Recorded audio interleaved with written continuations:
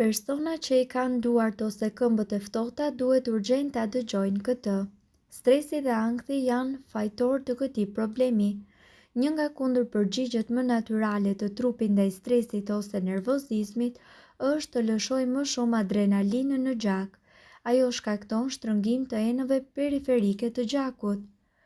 Gjithashtu, qarkullimi jo i rregullt i gjakut shkakton një ftohje të përsëritur të këmbëve ose duarve. Qarkullimi problematik vjen si pasojë një jete sedentare ose qëndrimit ulur për shumë kohë. Anemia manifestohet edhe me ftohje të këmbëve. Kjo sëmundje shfaqet në mungesë të sasisë së duar të rruazave të kuqe të gjakut. Njerëzit të cilët vuajnë nga diabeti janë më të rrezikuar nga problemet me qarkullimin e gjakut dhe ankohen shpesh për këmbë ose për duar të ftohta.